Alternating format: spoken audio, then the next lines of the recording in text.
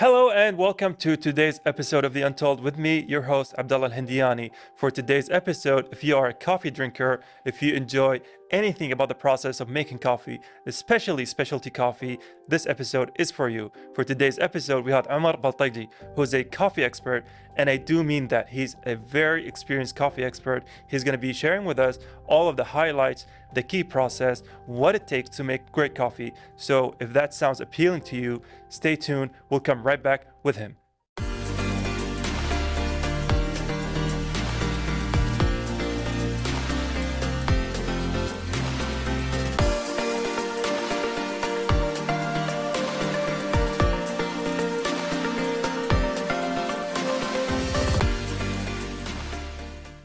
And we're back on The Untold with Omar Baltaji, who is a coffee expert. And I do want to give you that special pronunciation because you are, I believe, the first coffee expert on The Untold we've had with me. So welcome. Thank you very much. Thanks for having me here. Thank you. And I do want to ask you, before we get into the nitty gritty of your, field of expertise, talk us about Omar. How are you on a, day-to-day kind of life? I'm a father of three. Wake up every morning, do my daily routine sports, and then I have my peaceful cup of coffee.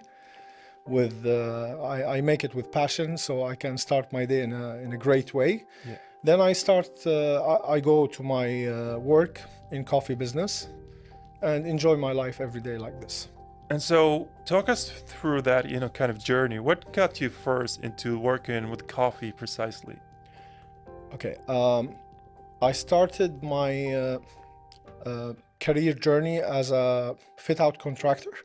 I have my business in fit-out contracting since 2012. And then back in 2016, pre-soft opening of a very famous cafe local brand in Kuwait. I had a chance to try the specialty coffee. It was my first specialty coffee cup. I remember back then the owner was explaining to me in deep details about coffee, origin, variety, which back then it was Chinese to me. But now, thank God, I learned more about coffee. I quit my day-to-day job in fit-out business and start my journey exploring exploring coffee in different ways. Travel to different countries, seeking knowledge, seeking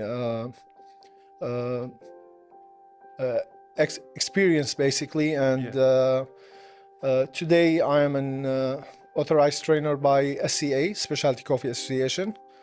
We have in our business an academy. We teach them all kind of methods how to brew coffee. And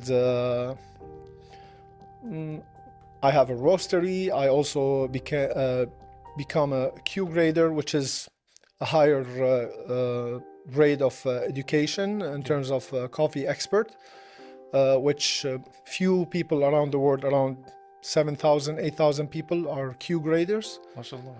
And then recently, like a year ago, I was from the first batch from Zurich University for advanced studies in coffee excellence. MashaAllah. That's a really long and admirable kind of journey. But I do want to take you on this first few days, because you've said that, that first specialty coffee, made you experience something you haven't experienced before, and it made you, basically leave your job and go into another career. So I want to ask you, when you made that decision, like what did you feel like, right? What was the emotions? So basically, when I had that cup of coffee, coffee is part of our culture, basically. We serve coffee in good times, bad times. Where I come from, welcome coffee drink, goodbye coffee drink.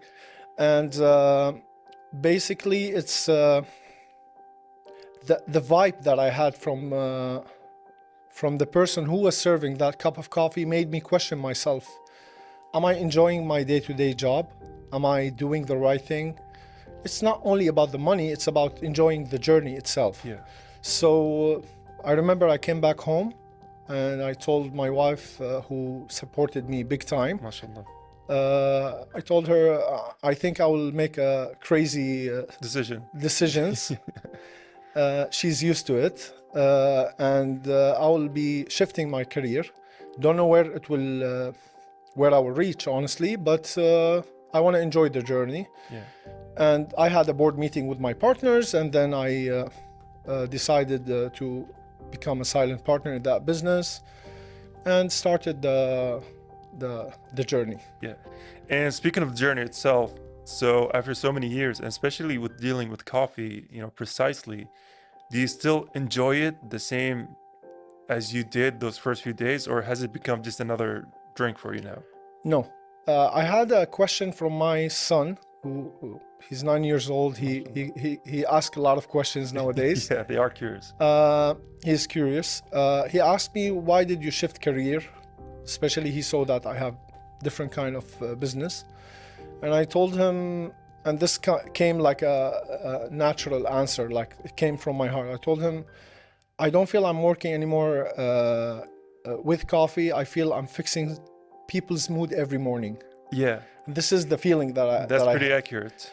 And from another perspective, in coffee, I have friends around the world.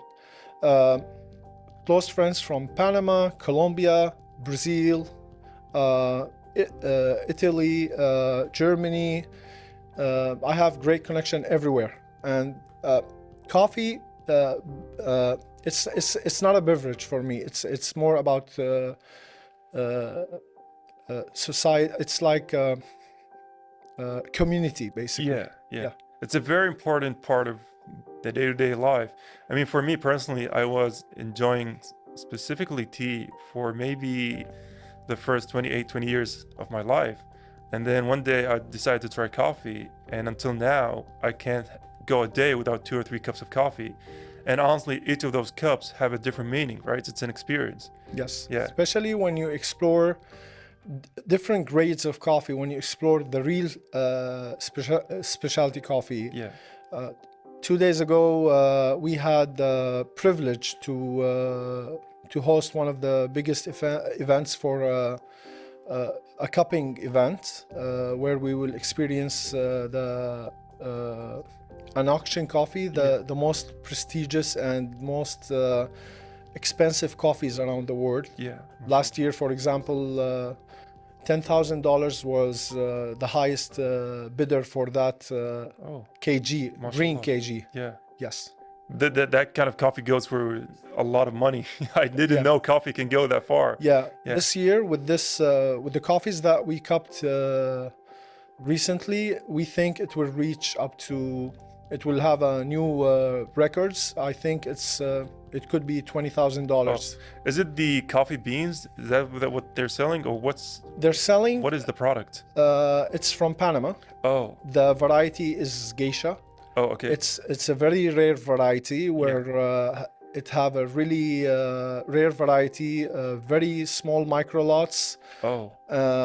It's not easy to put your hands on those kind of coffees, and the cupping score out of 100 this year was 98 for that number one. Yeah. And we never cupped coffee that high score. Yeah. And they make auction every year. We're proud to be also, I didn't mention this before, myself and my partners, we are international judges in this auction. We travel every year to participate in this, representing Kuwait, to represent Kuwait coffee community, and to be part of the international judge. MashaAllah. And you've mentioned, traveling and going internationally several times, and I want to ask you about that. From going all over the world, what kind of experience, I would say, kind of shaped, your approach to coffee the most? Brazil. Brazil? Yes. Okay. Brazil, first of all, Brazil is the biggest producer of Arabica coffee beans around the world. Yeah. and it's the coffee that everyone loves. The notes in the coffee is chocolate nuts, which everyone appreciate. The people who appreciate specialty coffee and the people who don't appreciate, they need the traditional old dark roast coffee. Oh, okay. Some people don't like acidity. Acidity Yeah. for them is an enemy.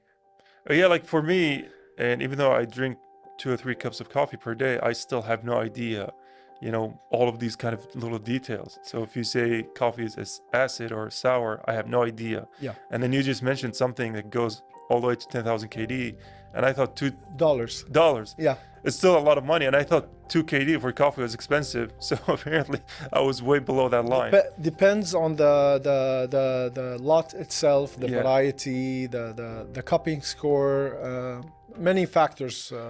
Yeah, and is there, and I'm sure I'm gonna take that with you off camera, but speaking about locally, do we have a place that kind of have the best in all of this? Where, Kuwait been pioneer in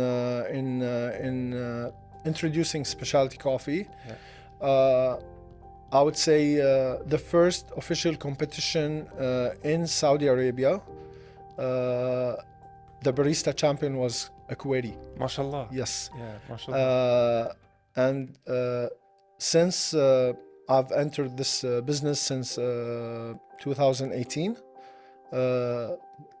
local cafes have developed a lot. They're presenting premium coffee beans. They're taking over a big market share from international franchises. Yeah, mashallah. And yeah, it's a big thing. It is, yeah. I think I speak for, I wouldn't say the majority of locals, but a lot of people here value, coffees, value sitting and having a very peaceful and quiet cup of coffee. Yeah. And I want to ask you, because you are a Q Arabica grader, right? Yes. And so what was the journey to obtain this? What was the hardest part about it and everything related Okay, to it? Q Arabica grader, you need to enhance your sensory skills to the max. Oh, It's all about sensory. For example, we're not allowed for 1 week to put any perfumes, to not use any. oh, for 1 week.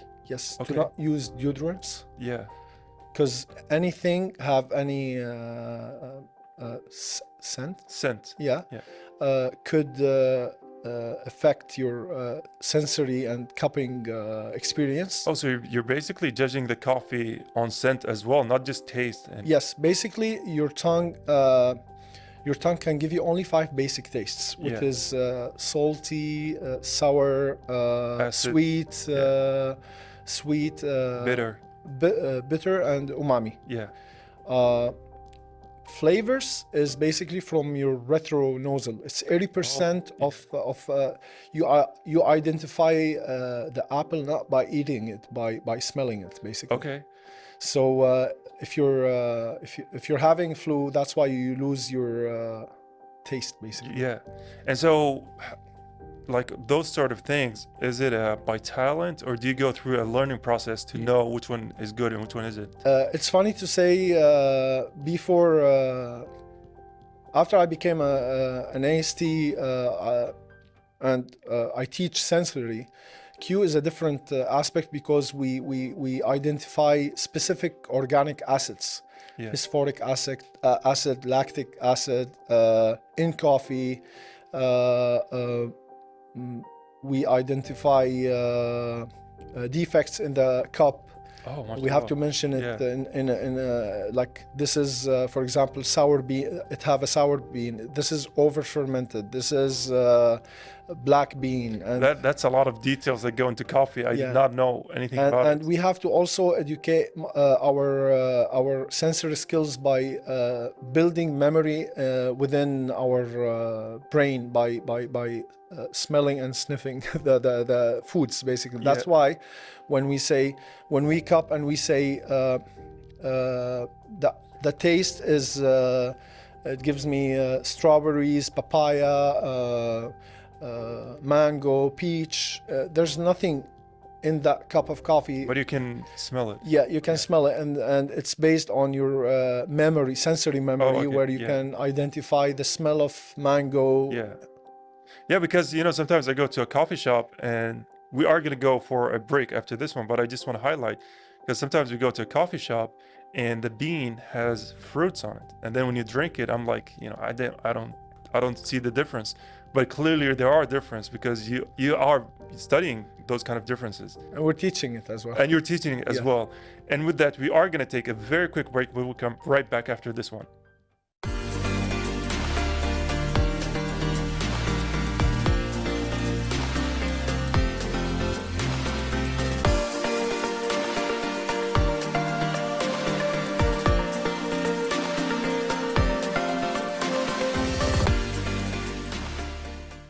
And we're back with coffee expert, founder, entrepreneur, mashallah, the list goes on, Omar Baltaji.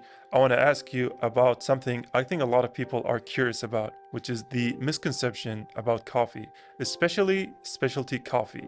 What is something people get wrong about it?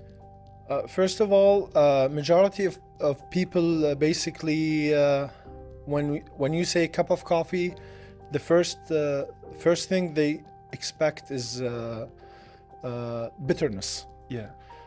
And once you serve them specialty coffee, they don't appreciate the acidity out of it, which is a pleasant acidity, not sour. There's a difference between sourness and acidity. Specialty coffee is not just an expensive coffee. It goes back to basically, we always say from farm or from seed to cup. Yeah. So there's a lot of traceability behind it. You could know the farmer name. Mashallah. You could know the area where this coffee grows, which altitude, what variety it is, what is the screen size of the beans, which region, which origin, many aspects of traceability that adds up to the price of that cup. And once you understand the whatever non-specialty coffee you had before, once you truly have a pleasant cup of coffee with pleasant acidity, pronounced flavors, long aftertaste, pleasant acidity, and so on, you will totally understand the difference, and you'll appreciate it more. You'll appreciate it more. Yeah. And I do love how you highlighted how a lot of people have misconception about the actual taste of coffee, because sometimes even my friends, when I tell them to order a coffee that's unsweetened, that's the actual taste of coffee. Yes. And they are always shocked by how much it tastes differently than whenever they're regularly ordering coffee, because not a lot of people know that if you order coffee, if it has any kind of weird name to it, it's most probably has sugar and sweetened to it. Yeah, but coffee in its most simplistic nature is, like say, it has a very unique kind of taste. Black, or if you want to have something else, white. It's white or black. Yeah, I mean, you said it perfectly, right? You can only go one of two ways with coffee. Yes. You don't have to add all the chinos with it, right? The cappuccinos, the frappuccinos. That cappuccino, yes, because it's basically milk, and coffee. For example, in my business, we don't have syrups. Oh, okay. In our coffee experience lounge, we don't have syrups, we don't have sugar. Oh, so it's coffee in its purest form. We have black, white, dripped coffees. Even the milk, for example, if you want to sweeten the milk more, we have a technique. It's called freeze distilled milk. What is that? Where we freeze milk, and then defreeze it, let it drips, so you lose almost 40% of the water content from that milk. Yeah. So you elevated the creaminess of the milk. It becomes more creamy? Yep, more creamy and more sweet. MashaAllah. There's a lot of hidden techniques with coffee I didn't know about. I only thought they move it through a filter and they either put it through a hot cup or a cold cup. Yes. Yeah. So it's definitely wonderful to know all of these things. And I want to ask you, because mashallah, as you mentioned before, you're a trainer, you're an entrepreneur, you're a founder, you're a judge, you're also a taster. So what aspect of those, or what from those, do you enjoy the most? Or is it still, feels like the same, you have the passion for it the same as you did before? Honestly, from a personal level, I really enjoy my origin trips every year. Okay. When I travel for a whole month, between. I start depends on the each origin have its own crop season. Yeah. I enjoy going to Brazil, Panama, Colombia. Sometimes I go to Ethiopia. Yeah, I really enjoy my origin trips. So, if I was to put you on the spot, and I know that out of everything you said, you said that Brazil helped you the most in your journey. But if you were to pick the beans from the best, place, where would that be? My cup of coffee? Yeah, Panama. Panama. Yeah. Okay, so what is so different about beans from Panama, the taste-wise? Okay. The variety geisha was discovered and founded in Ethiopia. Okay. To grow the geisha variety tree is very hard. You need to have an incentive شنو بالعربي؟ يعني عناية فائقة Intensive. intensive إيه. sorry Yeah. intensive care for the tree, and the crop the crop out of this tree is very minimum compared to other Yeah. varieties. So people dropped it.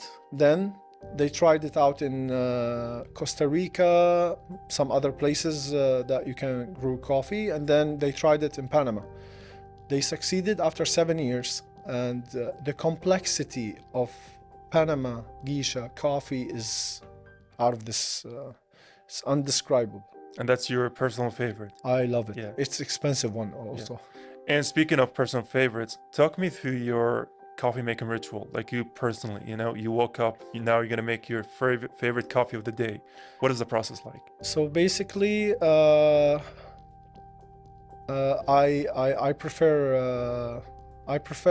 like all kind of brewing methods. Espresso, which is a pressure brewing, or filter, which is drip coffee. Yeah. In home, I want to simplify it. I don't want to complicate it. So I do my drip they call it V60. Oh, okay, yeah. Because it's there's no creativity out of the name. It's V-shape cone and 60 degrees angle. And it just drips into the use gravity as a dripping conduit. Yeah. I grind my coffee freshly. I just grind them. Yeah. Because by the way, you lose 60% of coffee aroma after 15 minutes. Oh, so you have like a really short window of time for. So you just grind, Yeah. manual grinder, put it on your filter drip method you're doing, and then you just brew your coffee and enjoy it. Yeah, and speaking of enjoying the process, we've spoken so much, we beautified the process of coffee, but what is something, I wouldn't say you hate, but what is something you dislike the most about this process of coffee, of making coffee? Sometimes the knowledge is your enemy. Oh, how is that? Sometimes when you do the perfect ratios and brew your coffee, but then when you drink your cup of coffee, you understand instantly that you under extracted your cup. Oh, so it's like your own. You are your own worst enemy. Yes. Yeah. So you need to do it again, and because you can make a better cup of coffee out of this bean. So you have like endless cups of coffee until you reach the proper one. Yes. Yeah, I mean that's a very good dilemma to have. Yeah. This reminds me of I forgot which chef was it, maybe Gordon Ramsay or someone else, that says I can't enjoy food anymore because I always criticize it. Is Yes. that the same process for you? Yes. Yeah, and I feel like because you know so much about coffee, even if you're drinking specialty coffee from a cafe or someplace, you're like, oh, they got this wrong, they got this wrong, they got this right, they got this right. When I go to a random cafe that I don't know what they're doing, I check their coffee machine, how it's clean. Look at the barista, how he's extracting, counting the seconds for the first drop from the espresso. It's You're innately judging them. even if you don't Yeah, and actively try to do it. yes, Yeah. And has that process make drinking coffee less fun for you? no, Yeah, you no, still enjoy that cup of coffee at the same time you enjoyed it the yes, first yes, few yes. days. Yeah. And we mentioned your, I would say, mashallah, accomplishments. So what's next, right? What's the future looking like for you, Omar?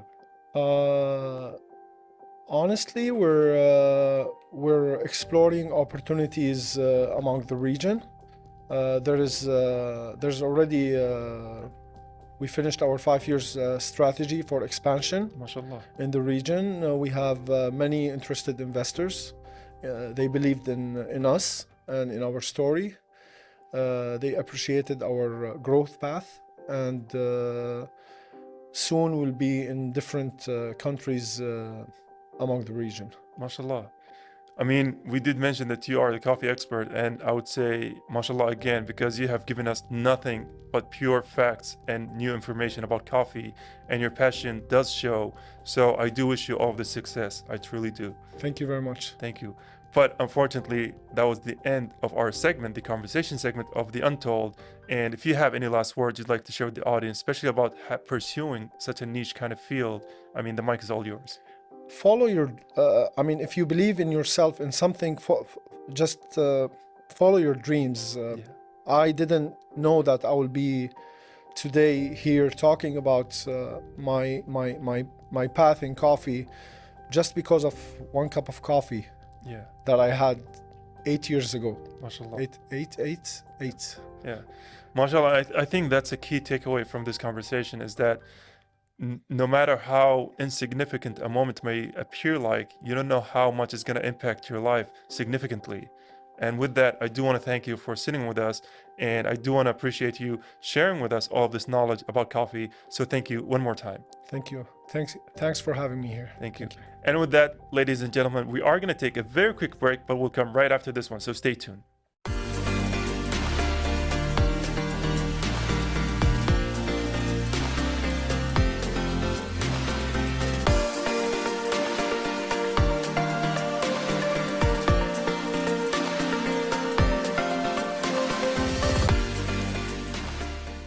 With that, we have reached the end of the recap episode of The Untold. The reason why I love our recap episode is because it allows us to relive, personally speaking, relive the experiences, the stories, the journeys, and basically go through all of the nitty-gritty details of our guest. But unfortunately, that was all the time we've had. And until next time, goodbye for now.